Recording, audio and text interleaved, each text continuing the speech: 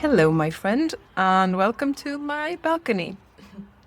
Spring has finally arrived in Sweden, and I figured let's try and do the recording outside. I wanted to do a deep dive into shame because I think that that kind of inner experience sticks out and it can be such a crucial guiding point home. So, yeah, let's dig into that. First, I'd like to define how I see shame and then on how we can work with it. So, shame is like, for me, a coupling of two things. It's like a feeling in the body coupled with a belief of some kind. And this is crucial because when we feel shame, it's meant to guide us back to which belief we're following. It's telling us, no, you're acting out of alignment with the belief that you have. So the first step is to acknowledge that we feel shame. And I find it quite difficult to describe what that means, but it's this cycle of wanting to disappear, basically. And it's not only a thought, it's also a sensation in the body, at least for me. So when shame is working the way it should, so to speak, the thing that I don't think we can ever get rid of, and we're not supposed to get rid of it, it's like a safety mechanism. That's when, let's say, for instance, I gather money in order to, I don't know, create like let's say I have a charity and I gather money to help save the starving animals. And I get a lot of people to donate money to me. And then instead I decide to, I don't know, build a pool house. And then when someone asks me about those money, I will feel shame. Shame will arise in me as a natural, healthy function. It is telling me you are at odds with a value that's very core to you. You're abandoning truth, love. It's supposed to feel uncomfortable to go against those values. We're serving a different purpose than our core beliefs. So shame is actually like this clear bell that's like, you are not in alignment. There is what you're acting and saying is not in alignment with the core of what you believe. It's supposed to be loud and it's supposed to be uncomfortable. And it gets us back into acting acting in truth. However, what we usually mean with shame isn't this function when we're actually betraying something that's valuable to us or that's actually true. What we usually mean with shame is that when it's in service of a belief that we don't want to serve. Like, say, for instance, that early on in my life, I took on this belief that I'm not allowed to take up space. I have to stay small. And usually we took on that belief for various different reasons, but the core is usually something in our childhood wasn't able to hold us when we took up too much space. So the way we handled the situation in order to be nurtured and to belong was to form a belief that I am not allowed to take up space. That's not actually like a core value of life. It's not the same as betraying love, betraying truth, betraying taking up space. That's not really a core belief. That's something that was formed once because it was coupled with nurturing belonging that we needed when we were kids. As adults, though, we can more consciously choose. We're able to take care of ourselves. So it filled a purpose once, but now it's just stuck along with the beliefs that we picked up during life. So when we feel shame for taking up space, shame still has the same function. It's an alarm bell saying you're living out of alignment with what you believe is true. And it's just doing its job. It's up to us to follow this shame cycle and see like, okay, so I'm living out of alignment. The alarm's going off. Is this a belief that I want to hold on to?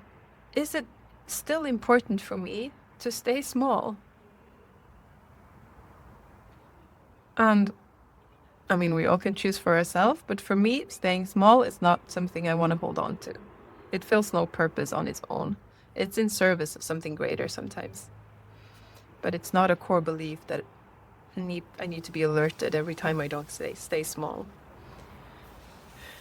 And the way to get rid of the shame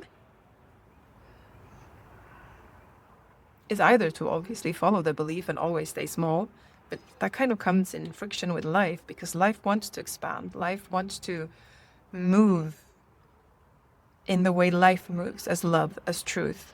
So it comes up to, it crashes with the belief to stay small.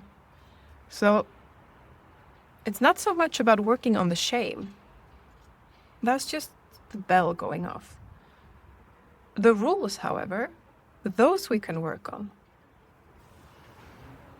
And it's not always obvious why the shame's going off. So we might have to follow the alarm back to find the rule.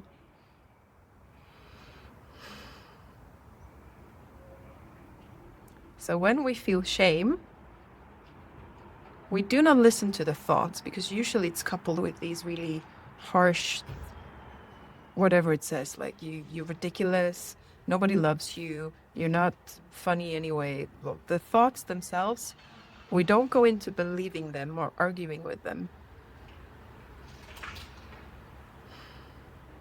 We follow to what they're pointing at. What are they protecting? And sometimes the shame cycle can be so strong that this is not the opportunity to explore. Now I need to make myself safe. I need to ground myself enough in my resources as an embodied being, an adult. The meanness, the amness, that I can actually approach this consciously.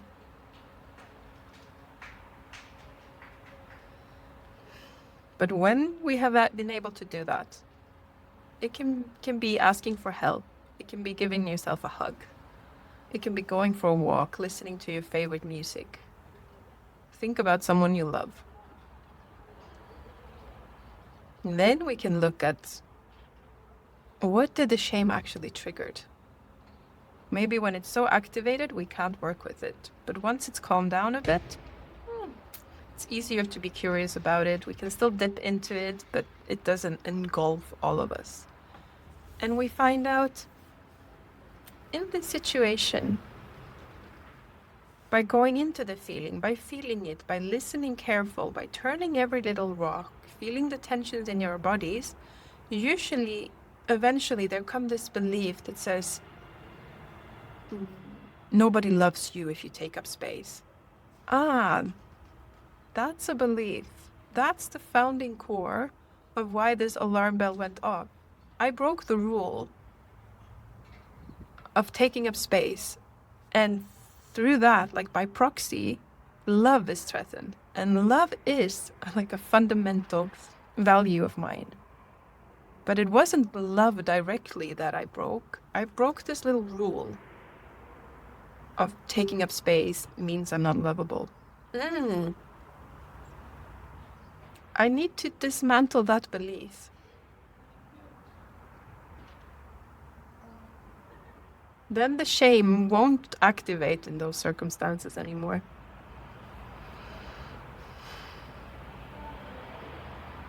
Does that make sense?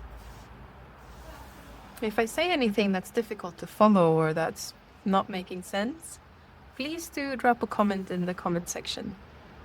I mean, I love exploring this, and if I'm phrasing it in a way that doesn't actually point to what I'm trying to point to, then I'd love to follow up on that. So you're doing me a service if you voice your yeah, your doubts, your concern, your questions. So it's not about removing the shame. It's about removing this little belief that couples whatever actions we are doing or the way we say or what action we're not doing to the actual value, love, belonging, truth, expression of creativity.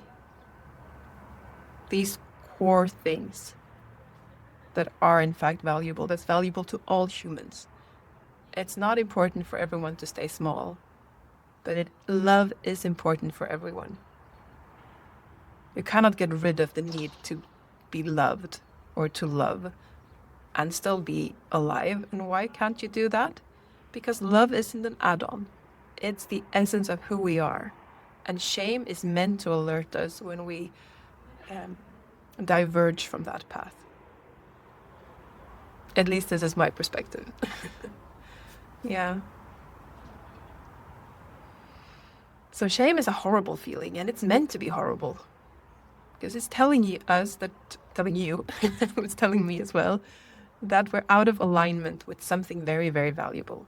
It's our job as adults just to dismantle whether it's following some old rules that we can get rid of. And the way we get rid of these beliefs isn't just by saying, okay, I'm going to scratch that from the book. Wouldn't that be lovely? But that's usually not how it works. It needs to go in and be looked at thoroughly. If I show up and take up space, then I'm not lovable. Is that really true?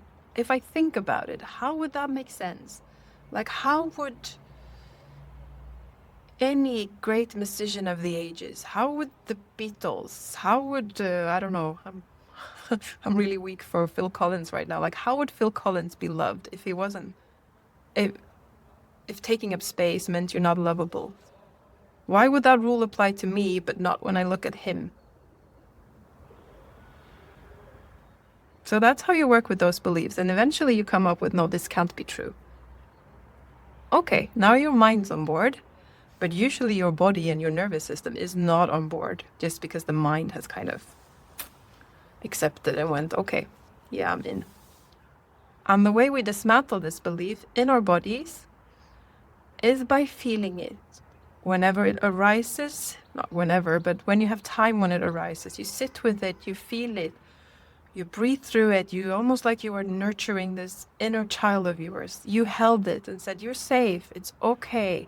This doesn't apply. I'm here with you. So that's like emotional work. And whichever way that works for you, that's the way to go. You help your nervous system melt, let go of these contractions that these beliefs are, or that's how they're felt, as contractions in the body, as stagnation. You allow those old remnants of childhood rules to melt.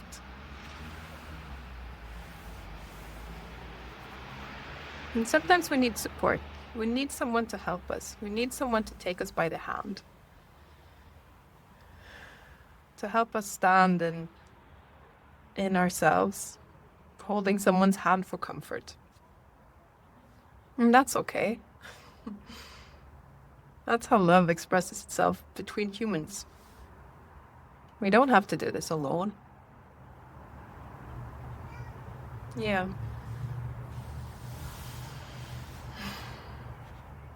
So that was my thoughts on shame and how to work with it and how to understand it. And